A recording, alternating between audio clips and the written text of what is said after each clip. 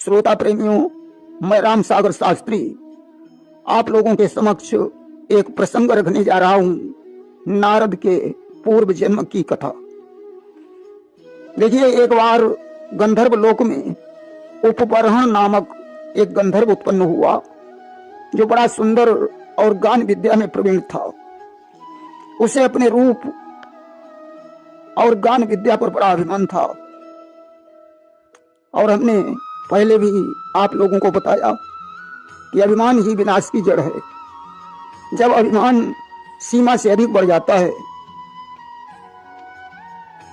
तो उसका भक्षण भगवान करते हैं। अभिमान एक प्रकार का नहीं होता। किसी को अच्छा संत मिल गया तो उसे संत का अभिमान, किसी को अच्छा गुरु मिल गया तो उसे अपने गुरु का अभिमान, किसी को अच्छा शरीर मिल गया तो उसे अपने शरीर का अभिमान, किसी को अपने बल का अभिमान, किसी को अपनी विद्या का अभिमान, किसी को अपनी दानवीरता का अभिमान, किसी को अपने धन का अभिमान, और किसी को अपने मित्र का अभिमान, किसी को अपने पुत्र का अभिमान, किसी को अपनी सुंदर पत्नी का अभिमान। यहां तक किसी भी चीज पर अभिमान किया जा सकता है, परंतु अभिमान करना अच्छी बात नहीं है।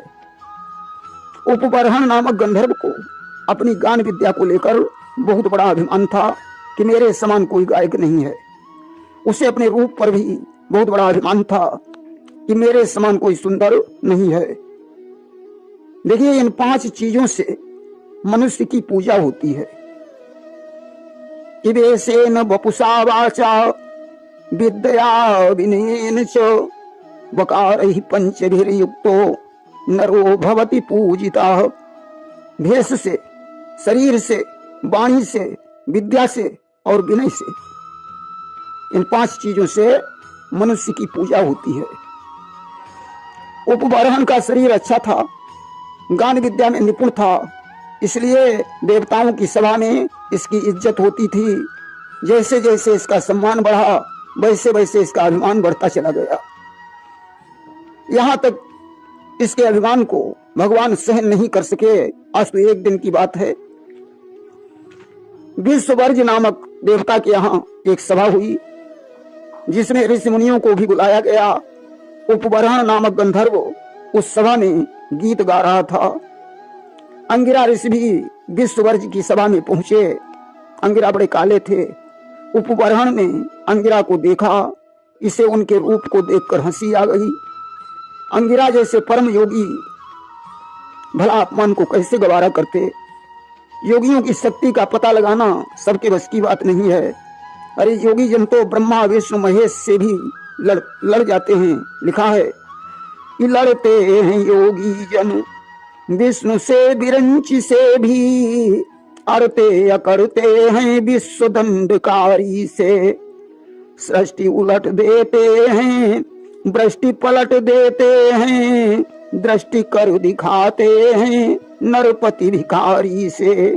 योगी जन तो सृष्टि को भी उलट सकते हैं, वर्षा को रोक सकते हैं, भिखारी को राजा बना सकते हैं। कि अंजलि के जल ही में काजल की जल जाभा, कर दें करा दें कहो सीत चिनगारी से। और मक्कर के चक्कर में पड़ियो सभी से, पर टक्कर न लीजिए तात एक जटाधारी से। योगी जन अंजलि के जल से चिनगारी को ठंडा कर देते हैं, इसलिए सभी से टकराओ, मगर एक जटाधारी से टकराने की कोशिश नहीं करनी चाहिए। कि रवि की आभा ठंडी कर दे, वह एक अंजलि का जल है। हिल जाए जिससे महावीर, वह एक तपस्या का बल है। योगी जन तपस्या के बल से सब कुछ कर सकते हैं। आज तो इन्हें क्रोधित नहीं करना चाहिए। आज अपनी सुंदरता के अभिमान में आकर उपबरहण ने अंगिरा की हंसी की, उन्हें क्रोध आ गया, श्राप दे दिया कि तम की अंगिरा दीनो श्रापा, अहो शूद्र तुम अपने ही पापा। श्राप दे दिया, जा तू शूद्र हो जा। श्राप के कारण उपवरण ने एक शूद्रा की कोख से जन्म लिया। शूद्रा एक ब्राह्मणी के यहाँ दासी बनकर काम करती थी। ब्राह्मणी बड़ी धर्मनिष्ठ महिला थी। उसके यहाँ साधु संत आया जाया करते थे। धीरे धीरे चौमास का महीना आ गया। कुछ ऋषिवृंद चौमासा व्यतीत करने के लिए उस ब्राह्मणी के घर में आए। शूद्रा ऋषियों की जूठन उठा ले जाती थी, खुद खाती थी और अपने बच्चे को भी खिलाती थी। ऋषियों की जूठन खाकर बच्चे का हृदय पवित्र हो गया और वह उन ब्राह्मणों के साथ हर कीर्तन करने लगा कि श्री कृष्ण गोविंद हरे मुरारे, हे नाथ नारायण वासुदेव। श्री कृष्ण गोविंद हरे मुरारे, हे नाथ नारायण वासुदेव। देखिए इस संकीर्तन का अर्थ बताएं।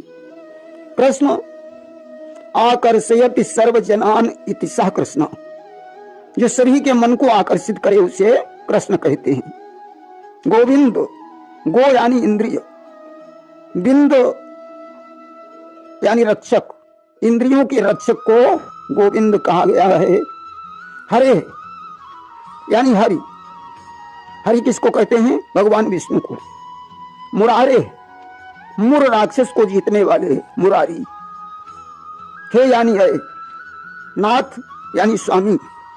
नारायण, नारायण वयनम बराबर नारायणम, जिसका निवास जल में हो उसे नारायण कहते हैं। वासुदेव, वसु यानी प्राण, देव यानी रक्षक, जो प्राणों के रक्षक हैं उन्हें वासुदेव कहा गया है। इसलिए इस संकीर्तन में भगवान को पुकारा गया है कि हे सभी के मन को आकर्षित करने वाले, हे इंद्रियों के रक्षक, हे मोर को जीतने वाले, हे स्वामी, हे जल में निवास करने वाले, हे प्राणों के रक्षक। अस्तु हरि कीर्तन के साथ साथ ऋषियों ने उस बच्चे को दिव्य ज्ञान का उपदेश दिया। धीरे धीरे चौमास समाप्त हो गया और ऋषिवृंद वहां से चले गए। उस बच्चे की अवस्था उस समय सिर्फ 5 वर्ष की थी।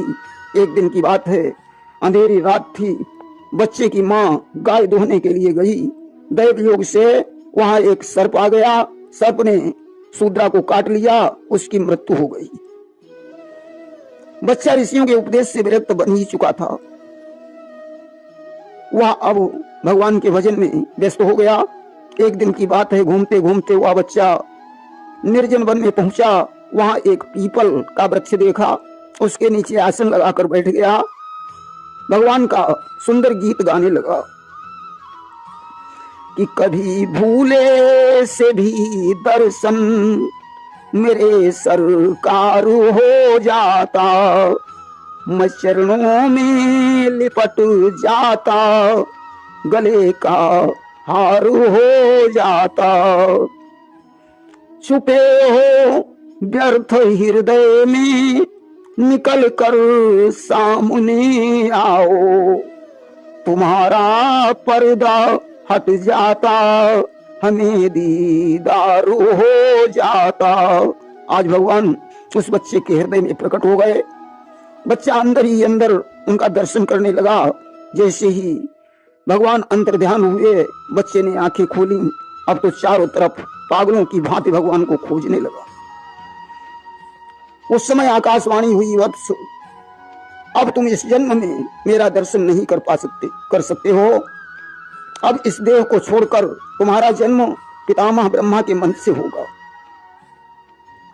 तुम्हारे वचन कभी झूठे नहीं होंगे, इसलिए संसार में तुम्हें लोग नारद कहेंगे। जब तुम नारद बनोगे तभी हमारे दर्शन हो सकेंगे। आकाशवाणी सुनकर वह बच्चा प्रेम की तरंगों में झूमने लगा और उसका वह पार्थिव शरीर छूट गया। सृष्टि के समय उस बच्चे ने ब्रह्मा जी के मन से जन्म लिया। देवताओं ने दिव्य वीणा प्रदान की, जिसे बजाकर नारायण का कीर्तन करने लगा। बच्चे का नाम देवर्षि नारद पड़ गया। एक दिन की बात है, देवर्षि नारद अपने पिता ब्रह्मा से मिलने के लिए गए। ब्रह्मा जी उस समय नारायण के ध्यान में मग्न थे। नारद ने उनका ध्यान भंग किया। ब्रह्मा ने आंखें खोली। नारद ने उन्हें प्रणाम किया। ब्रह्मा ने आशीर्वाद दिया। नारद ने कहा, पिताजी आप तो मकड़ी के जाले की तरह सृष्टि का सृजन करते हैं और उसी तरह लय करते हैं, फिर आप किसका ध्यान कर रहे हैं? क्या कोई आपसे भी बड़ा है? ब्रह्मा ने कहा, हाँ वत्स, मैं नारायण का ध्यान कर रहा हूं, वे मुझसे भी बड़े हैं। आओ मैं तुम्हें नारायण के मुख से सुने हुए 4 श्लोक सुनाता हूं। यामेवास्मेवाग्रे नान्यद् यत् सदसत् परम पंचादहं यदेतच्च यो वशिष्येत सोऽस्म्यहम्। सृष्टि के पहले मैं ही था, मेरे अलावा कोई नहीं था। जहां सृष्टि नहीं है वहां भी मैं हूं, और जो सृष्टि है वह भी मैं हूं।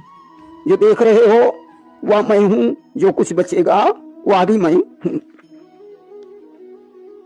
ब्रह्मा जी ने दूसरा श्लोक सुनाया, कारितेर्थम यत प्रतीयेत न प्रतीयेत चात्मनि तद विद्यादात्मानो मायाम यथा भासो यथा तमः।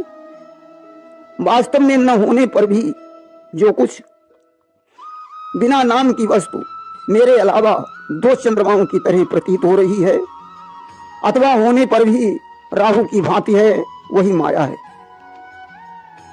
ब्रह्मा जी ने तीसरा श्लोक सुनाया, का यथा महांति भूतानि भूतेषु चावचेष्णु प्रविष्टान्य प्रविष्टानि तथा तेषु न तेषु हम। जैसे प्राणियों के छोटे छोटे शरीर में पंचभूत आकाश आदि प्रवेश किए हैं, वैसे ही उन प्राणियों के शरीर में आत्मा के रूप में मैं रहता हूं। ब्रह्मा जी ने चौथा श्लोक देवर्षि नारद को सुनाया कि एतावदेव जिज्ञास्यम् तत्व जिज्ञासुनात्मनः अन्वये व्यतिरेकाभ्याम यतस्यात् सर्वत्र सर्वदा। या ब्रह्म है या ब्रह्म नहीं है, या यही ब्रह्म है। इन सब बातों से यही सिद्ध होता है कि सर्वातीत सर्वस्वरूप भगवान सर्वदा और सर्वत्र स्थित है। आत्मा और परमात्मा का तत्व इसी से जाना जा सकता है। ब्रह्मा जी ने 4 श्लोकों को नारद को सुनाया। नारद ने वो 4 श्लोक कंठाग्र कर लिए, और जिस समय 17 पुराणों की रचना करके व्यास जी को संतुष्टि नहीं मिली, तो नारद ने यही 4 श्लोक व्यास जी को प्रदान किए थे, जिनका आधार लेकर ब्रह्मा जी ने 18वें पुराण श्रीमद् भागवत की रचना की थी। प्रेम से बोलिए वृंदावन बिहारी लाल की जय। श्रोता प्रेमियों, मैं राम सागर शास्त्री आप लोगों के समक्ष रखने जा रहा हूं एक प्रसंग, नारद को क्यों करना पड़ा अपना विवाह। देखिए, प्रत्येक कल्प में प्रलय होती है और ब्रह्मा जी पुनः सृष्टि की रचना करते हैं। एक कल्प में 14 मनवंतर होते हैं और एक मनवंतर में 71 चतुर्युग होते हैं। एक चतुर्युग में 43,20,000 वर्ष होते हैं और एक मनवंतर में 30,67,20,000 वर्ष होते हैं। इस प्रकार 4,39,40,40,80,000 वर्षों का एक कल्प होता है। इतना बड़ा ब्रह्मा जी का एक दिन होता है और इतनी ही बड़ी एक रात होती है। ब्रह्मा जी जब रात में सोते हैं तो समस्त जीवों की प्रलय हो जाती है और ब्रह्मा जी पुनः सृष्टि की रचना करते हैं।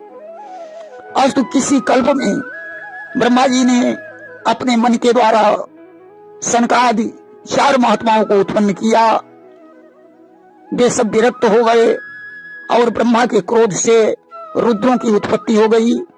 तत्पश्चात उन्होंने नारद, दक्ष, वशिष्ठ, भृगु, क्रतु, पुलह, पुलस्त, अंगिरा, अत्रि, मरीच आदि ऋषियों को उत्पन्न किया और सबसे पहले नारद से विवाह करने के लिए कहा कि तुम अपना विवाह करके सृष्टि की वृद्धि करो।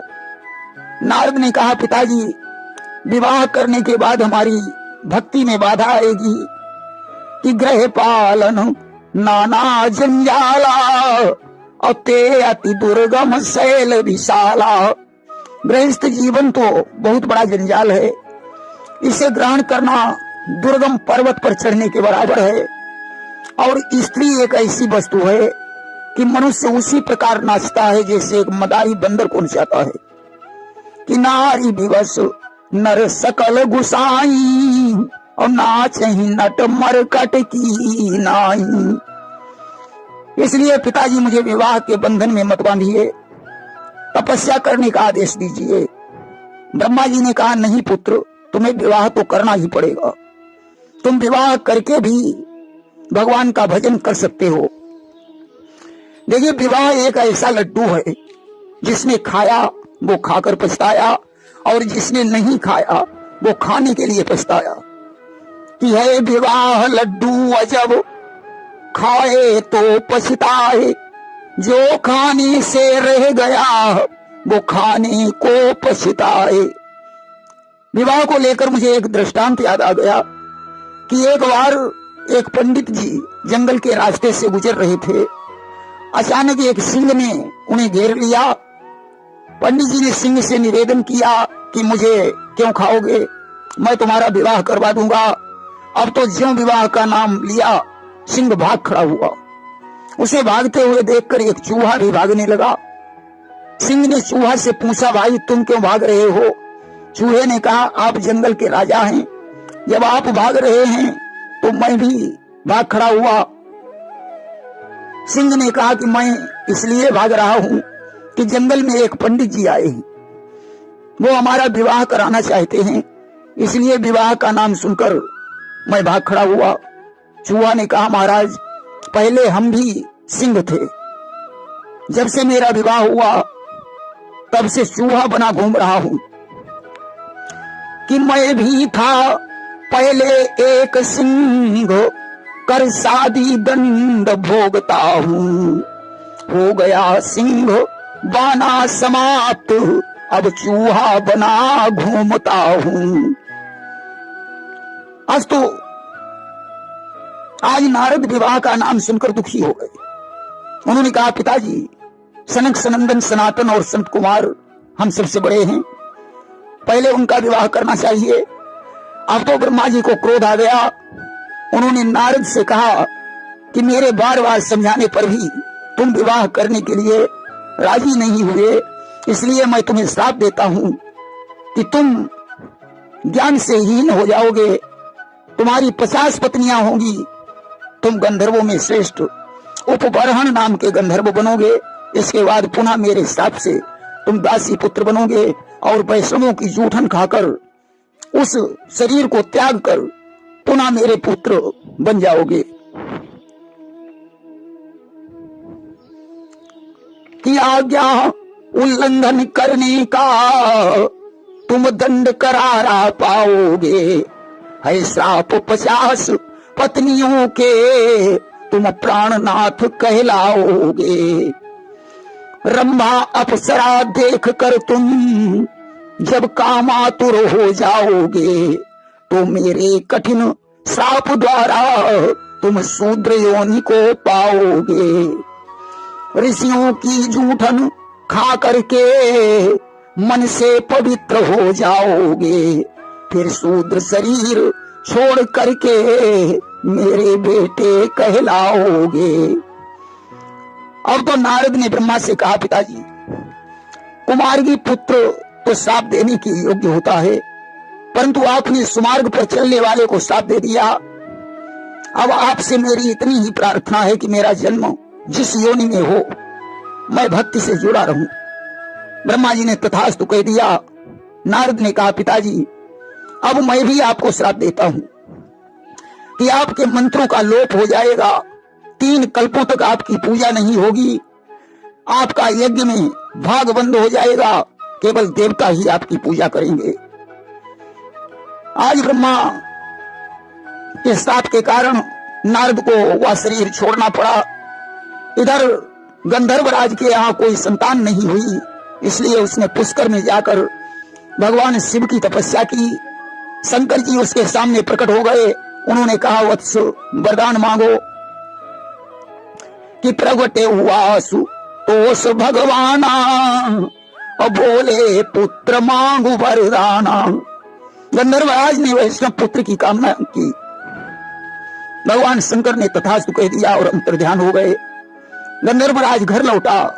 उसकी पत्नी गर्भवती हो गई, जिसने कालांतर में गंधमादन पर्वत पर एक पुत्र को जन्म दिया। वशिष्ठ जी ने उसका नामकरण किया और उपबरहण नाम रख दिया कि मुनि वशिष्ठ उर लखी हर्षाना और उपबरहण ते ही नाम बखाना। उप का मतलब है अधिक और बरहण का मतलब है पूज्य, अधिक पूज्य। अस्तु उपबरहण यानी जो अधिक पूज्य है। गंधर्वराज अपने पुत्र को पाकर बड़ा प्रसन्न हुआ। उसने ब्राह्मणों को बहुत सा दान दक्षिणा दिया। बड़े होने पर उपबरहण वशिष्ठ जी से दीक्षा लेकर पुष्कर में तपस्या करने चला गया। युवा होने पर वह एक दिन गंडकी नदी के तट पर बैठा हुआ था। उस समय उसकी सुंदरता को देखकर 50 गंधर्व कन्याएं उसके रूप पर मोहित हो गईं। वे उसको पति के रूप में पाना चाहती थीं। अतः उन्होंने योग शक्ति से शरीर छोड़कर चित्ररथ गंधर्व के यहाँ जन्म ले लिया। बड़ी होने पर उन्होंने पिता की आज्ञा लेकर उपबरहण के साथ विवाह कर लिया। इन कन्याओं में मालती परम पतिव्रता थी। उपबरहण 50 पत्नियों के साथ विहार करने लगा। एक दिन की बात है, उपबरहण पुष्कर में ब्रह्मा जी के स्थान पर पहुंचा, जहां रंभा नृत्य कर रही थी। रंभा को देखकर वह कामातुर हो गया। ब्रह्मा जी ने उसे शूद्र होने का श्राप दे दिया कि विधि ने तुरंत दियो यह श्राप, वो शूद्र तुम अपनी पापा। उपबरहण ने ब्रह्मा जी से हाथ जोड़कर कहा कि अब हमारा उद्धार कैसे होगा। ब्रह्मा जी बोले, तुम वैष्णवों के संसर्ग से फिर मेरे पुत्र बनोगे। ऐसा कहकर ब्रह्मा ब्रह्मलोक को चले गए। आज ब्रह्मा के श्राप से उसने अपना शरीर छोड़ दिया। अब तो 50 पत्नियां विलाप करने लगी। मालती मूर्छित होकर गिर पड़ी। वह देवताओं को श्राप देने के लिए उद्यत हुई। आज शिव और ब्रह्मा के सहित सारे देवता कौशिकी नदी के तट पर पहुंचे। इसी बीच ब्राह्मण का वेश धारण किए हुए बालक रूप में भगवान विष्णु जी वहां पहुंच गए। ब्राह्मण ने कहा, देवी, संसार में कोई अमर नहीं है कि सब मर अमर, ना ही जग कोई, और जन्म मरण सब ही कर होई। मालती ने कहा, विप्रदेव, मेरे पति की मृत्यु ब्रह्मा के शाप से हुई है। मैं पतिव्रता हूं और पतिव्रता का पति अगर आयु पूरी होने से पहले मर जाए तो संसार मुझे उल्टा कहेगा। आप तपस्वी हैं, इसलिए काल, यम और मृत्यु को यहां ले आइए। मैं उनसे प्रश्न पूछना चाहती हूं। ब्राह्मण ने काल, यम और मृत्यु को बुलाया। मालती ने कन्या रूपी मृत्यु से पूछा, इस सबसे पहले, इस समय से पहले हमारे पति की मृत्यु कैसे हुई? कि मृत्यु काई मोहि काल पठावा, और तासु हुकुम हम आन बजावा। मृत्यु ने कहा, पूर्व काल में ब्रह्मा जी ने मुझे इस काम के लिए नियुक्त किया था। मैं तपस्या करके भी इस कर्म को नहीं छोड़ पाई। 64 रोग हमारे पुत्र हैं, जरा हमारी पुत्री है, हमें काल की आज्ञा का पालन करना पड़ता है। यह प्रश्न आप काल से पूछिए। मालती ने काल से कहा कि समय से पूर्व हमारे पति की मृत्यु कैसे हो सकती है? तो काल कहा, हम यम के चाकर और तीन सेवा मारा हूं निरंतर। काल ने कहा, मैं तो यमराज का सेवक हूं। वह जब आज्ञा देते हैं तो मुझे उनकी आज्ञा का पालन करना पड़ता है। इसमें हमारा कोई दोष नहीं है। आप यह प्रश्न यमराज से कर सकती हैं।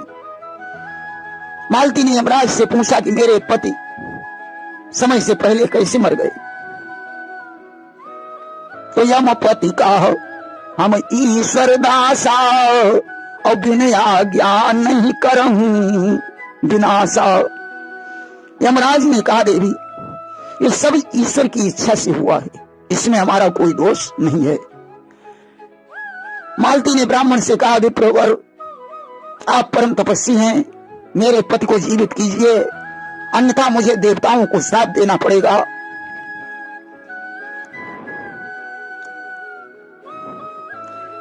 कि मैं हूं असल पतिव्रता नारी, और श्राप दिहूं देवन कहूं भारी, और जो नहीं जीवई कंठ हमारा, अकुलता का ही सकल संसार। उसने कहा कि मेरे पति जीवित नहीं हुए तो मैं समस्त देवताओं को श्राप दूंगी। अब तो भगवान जो ब्राह्मण रूप में थे वो देव सभा में पहुंचे। देवता विष्णु को पहचान नहीं पाए। ब्राह्मण ने कहा कि मालती पतिव्रता है, इसलिए उसके पति को जीवन दान दीजिए, अन्यथा उसके श्राप से नहीं बच पाओगे। ब्रह्मा ने कहा, उपबर्हण की स्थिति 1 लाख युग की है, अभी उसकी आयु 1000 वर्ष बाकी है। मैं भगवान विष्णु की कृपा से उसे जीवन दान दूंगा, परंतु विष्णु जी अभी आए ही नहीं। हो सकता है कि विश्व यानी व्याप्त, उन्होंने यानी सर्वत्र, जो हर जगह व्याप्त है वही विष्णु है, इसलिए वे नहीं आए। इस बात पर ब्राह्मण को हंसी आ गई। शिव ने पूछा, विप्रदेव आप किस ऋषि के शिष्य हैं? मैं विष्णु की निंदा को अपने कानों से नहीं सुन सकता हूं। ब्राह्मण ने कहा, महेश्वर मैंने तो विष्णु की कोई निंदा नहीं की, जो आप मुझ पर नाराज हो रहे हैं। ऐसा कहकर भगवान विष्णु मुस्कुराने लगे। भगवान के मुस्कुराने में ही माया है। अब तो ब्राह्मण सहित जब भगवान मुस्कुराए तो समस्त देवता मोहित हो गए। आज ब्रह्मा सहित देवता मालती के निकट पहुंचे। ब्रह्मा जी ने कमंडल से जल लेकर उपवरण के मृत शरीर पर छिड़क दिया। शिव ने ज्ञान दिया और ब्राह्मण रूपी विष्णु ने प्राणों का संचार किया। उपवरण जीवित हो गया। मालती ने देवताओं की स्तुति की। तब तक अन्य पत्नियां भी आ गईं। देवगण तो अंतर्ध्यान हो गए। उपवरण ने शेष आयु में बड़े बड़े पुण्य किए, कुबेर के समान महल बनवाया और पत्नियों के सहित आनंद से रहने लगा।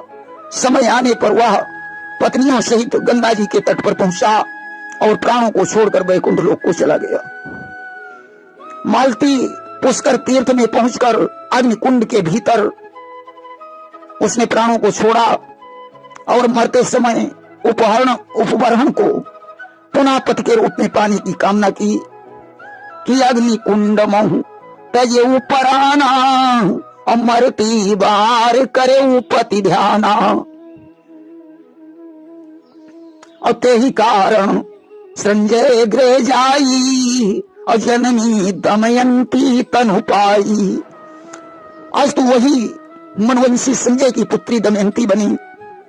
इधर गोपराज द्रुमिल की पत्नी कलावती ने कश्यप ऋषि के स्खलित शुक्र को ग्रहण कर लिया, जिससे वह गर्भवती हो गई।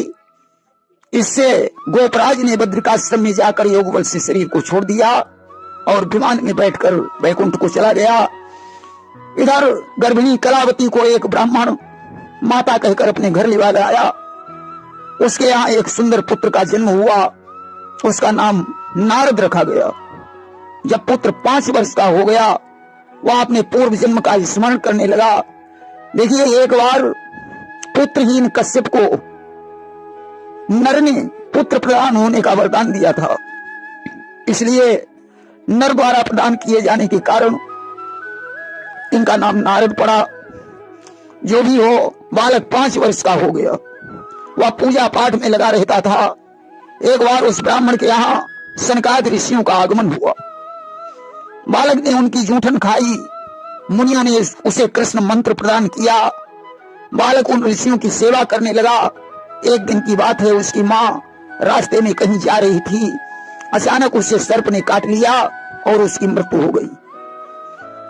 मरकर वह वैकुंठ को चली गई। इधर ब्राह्मण जब वहां से जाने लगे तो नारद भी उनके पीछे चल पड़े। ब्राह्मणों ने बालक को तत्व ज्ञान का उपदेश दिया और वहां से चले गए। बालक एक सघन वन में पहुंचा। और एक पीपल वृक्ष के नीचे बैठकर तपस्या करने लगा कि बालक सघन विपिन महुआवा और साधि समाधि ध्यान हरिलावा। भगवान उसके हृदय में प्रकट हो गए। वह अंदर ही अंदर उनका दर्शन कर रहा था। जैसे ही भगवान उसके हृदय से अदृश्य हुए, बालक पागलों की भांति उन्हें चारों तरफ ढूंढने लगा। उस समय आकाशवाणी हुई कि अब तुम इस शरीर से मेरे दर्शन नहीं कर सकते हो। इस शरीर को त्याग कर तुम ब्रह्मा जी के पुत्र बनोगे, तब तुम्हें मेरे दर्शन प्राप्त होंगे। आज तो बालक ने अपना वह शरीर छोड़ दिया और पुनः ब्रह्मा जी की सृष्टि में नारद बनकर उत्पन्न हुआ।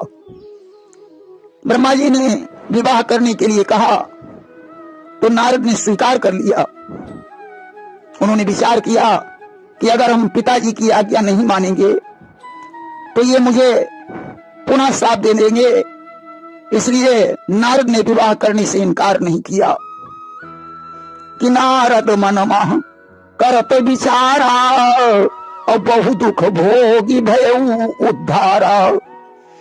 और जो विवाह हित करम मनाई और फिर पितु दी है साप गहाई। और यह सोच नारद घबराए तो साधी हेतु नसीस हिलाए। आज तो संजय की पुत्री दमयंती के साथ नारद ने अपना विवाह किया। प्रेम से बोलिए वृंदावन बिहारी लाल की जय। श्रोता प्रेमियों, मैं राम सागर शास्त्री आप लोगों के समक्ष रखने जा रहा हूं एक प्रसंग, नारद विवाह। देखिए, एक बार महाराज संजय का सुंदर दरबार लगा हुआ था। दरबार में सभी सूर सरदार आनंद से बैठे हुए थे। संजय की एक सुंदर पुत्री थी जिसका नाम दमयंती था। जिस समय उसकी सुंदरता की चर्चा देवर्षि नारद के कानों में पड़ी, उन्होंने मृत्युलोक को प्रस्थान कर दिया कि फैला तीनों लोक में उस छवि का गुणगान। नारद मुनि ने कर दिया मृत्युलोक प्रस्थान। जब देवर्षि नारद मृत्युलोक जाने लगे, उसी समय उनके मामा पर्वत मुनि आ गए। उन्होंने कहा, नारद मैं भी तुम्हारे साथ चलूंगा। नारद ने कहा, ठीक है चलो। पर्वत मुनि बोले, नारद एक बात का ध्यान रखना, मृत्युलोक में चलकर कोई भी बात मुझसे मत छुपाना, कि कोई भी गुप्त रहस्य कभी मुझसे तुम नहीं छुपाओगे। धोखे से ऐसा कर बैठे तो सजा पाप की पाओगे। अगर तुमने धोखे से भी कोई रहस्य छुपाया तो तुम्हें उस पाप की सजा भोगनी पड़ेगी। नारद मुनि ने कर लिया दिल से यह स्वीकार। तब तो दोनों आ गए संजय के दरबार। नारद मुनि ने पर्वत मुनि की बात को स्वीकार कर लिया। आज तो दोनों लोग महाराज संजय के दरबार में पहुंचे। संजय ने देवर्षि नारद के सहित पर्वत मुनि को सुंदर आसन प्रदान किया और हाथ जोड़कर निवेदन किया कि कुछ दिनों आप मेरे यहाँ विश्राम करें, इसी बहाने से सत्संग हो जाएगा। नारद तो यही चाहते थे। आज दोनों लोग संजय के दरबार में ठहर गए। अब तो देवर्षि नारद की वीणा पर दमयंती मोहित हो गई। उसने नारद से कहा कि बोली वीणा नाथ की रही मेरे मन भाई। हे मुनिवर करके कृपा दो मुझको सिखलाए। आपकी वीणा मुझे बहुत अच्छी लगती है, कृपा करके आप यह वीणा बजाना मुझे भी सिखा दीजिए। अब तो वीणा सिखलाते सिखलाते दोनों में अथाह प्रेम हो गया कि दोनों में इतना प्रेम बढ़ा, दो जिस्म और एक जान हुए। जो ज्ञानवान कहलाते थे वो आज स्वयं अज्ञान हुए।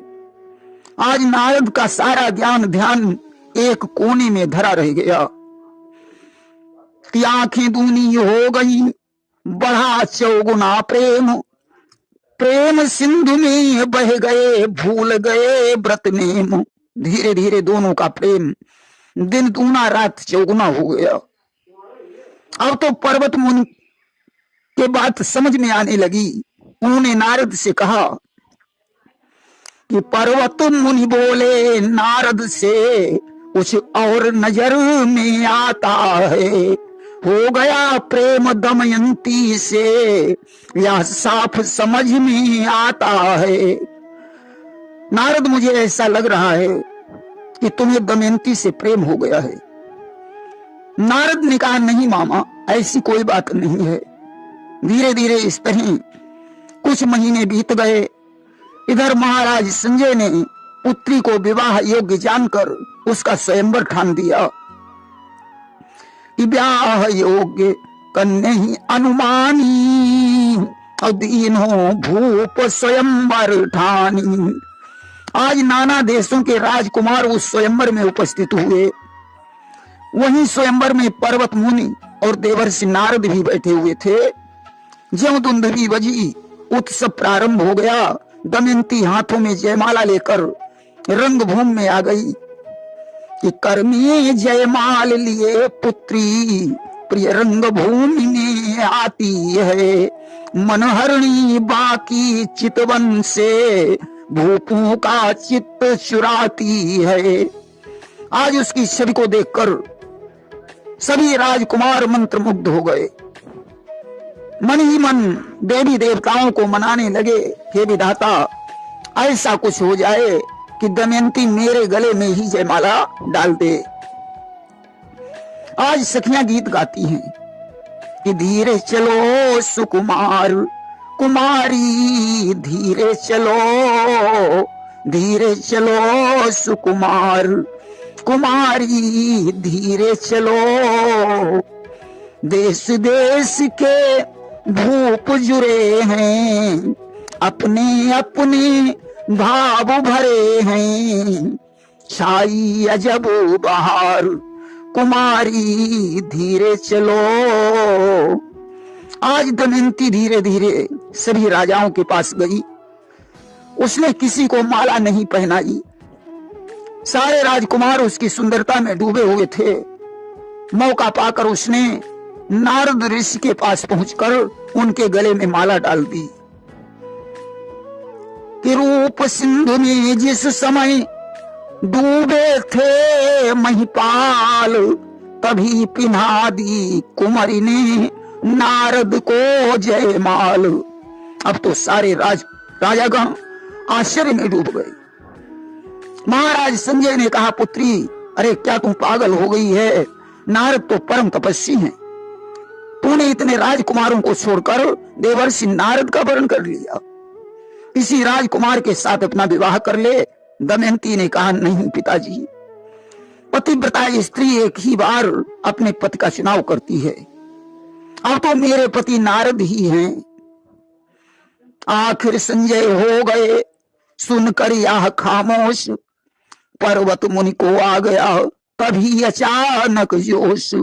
संजय तो शांत हो गए, परंतु पर्वत मुनि से नहीं रहा गया।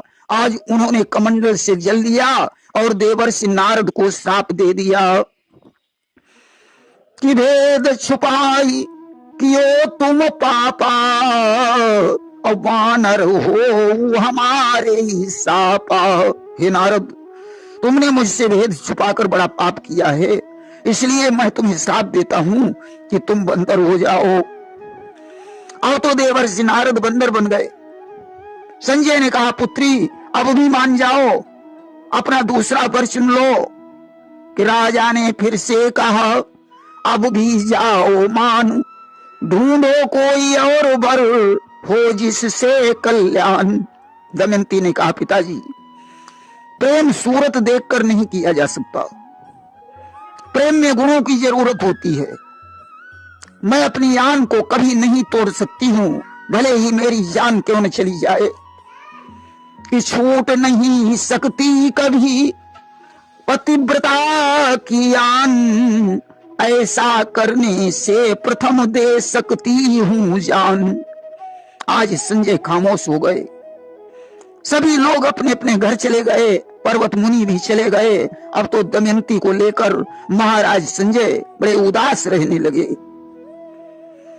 इधर सोच संधान में डूबे थे नरपाल, पर्वत मुनि फिर आ गए लेने उनका हाल।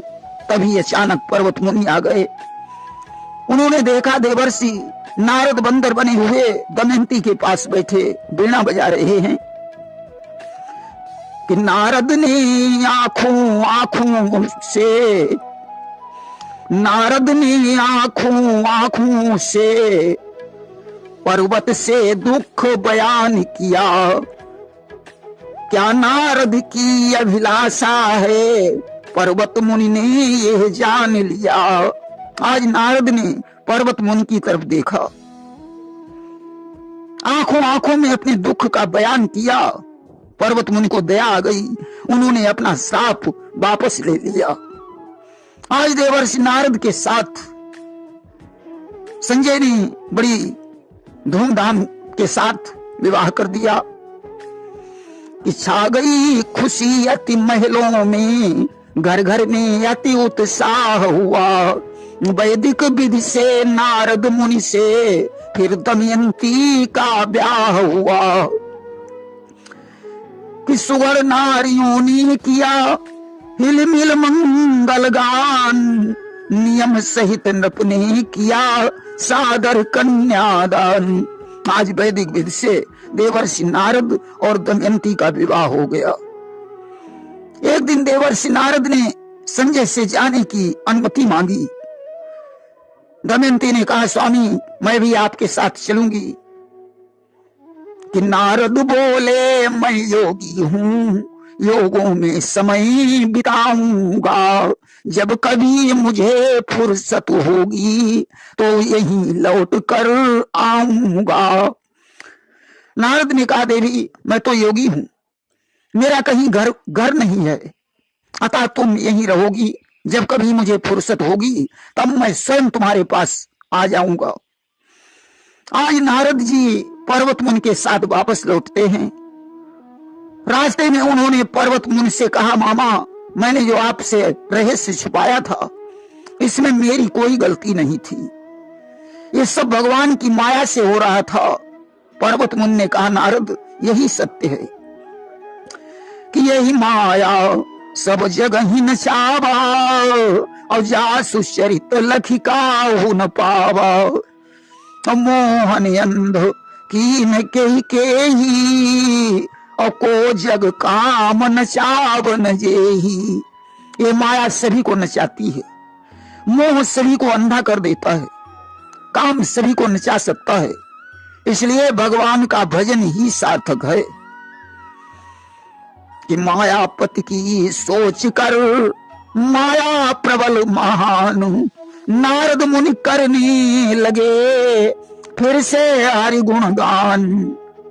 आज देवर्षि नारद वीणा बजाकर भगवान का गुणगान करने लगे कि श्रीमन नारायण नारायण नारायण, लक्ष्मी नारायण नारायण नारायण। जो नारायण नाम लेत है पाप होत सब सारायण। श्रीमन नारायण नारायण नारायण। प्रेम से बोलिए वृंदावन बिहारी लाल की जय।